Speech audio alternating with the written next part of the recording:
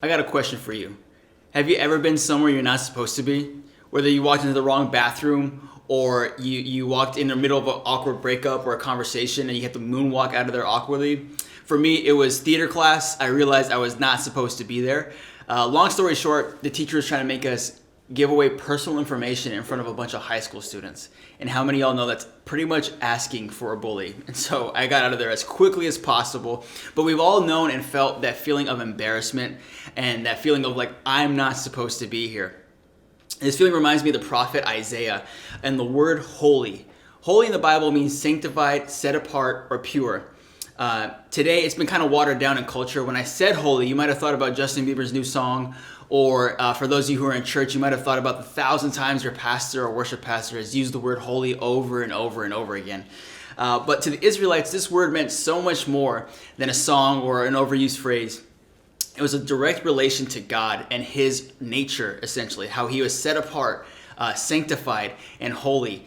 And from the evil nature that we have, the lies, the deceit, the actions that we do.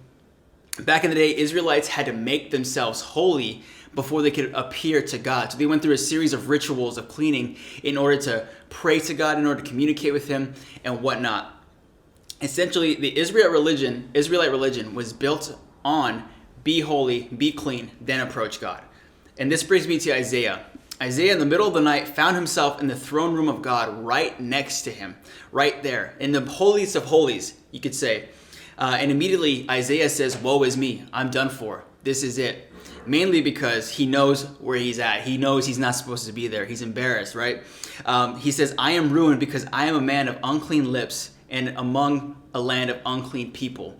And what's incredible is something happens. It changes everything that we know about God and his nature and his people. An angel comes from the throne room of God, places a hot coal on his lips, and says, your iniquity is removed and your sin is atoned for. As crazy as the story sounds on its own, there's something even more wild in there. Because up to this point in time, God's followers were required to make themselves clean, pure, and holy, and then approach God. But here we see one of the first instances where God approaches us, approaches man, and makes us clean, makes us pure, and makes us holy. And I think that's such an awesome foreshadowing, and it is a foreshadowing to what Jesus did on the cross, how he came down to earth, died for us, made us holy, so we can follow him as if we accept him. And I think for those of us that are walking in God, this is incredible because some of you are called and you're wondering, am I good enough? Can I do this? Can I follow this calling? And God is saying, I've made you apart. I've set you apart. I've made you holy. You're good to go. And for those of you that are watching and hearing this for the first time, do you know what this means? This means you can approach Christ as you are, and you can accept this free gift from him.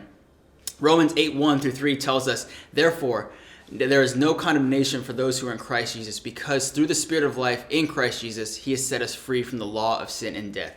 So as we hand the reins back to Youth Live Leader, I want to leave you with a question. What is your current relationship with Christ? Do you find yourself asking, am I even good enough? Is this for me? In essence, what's holding you back from this free gift?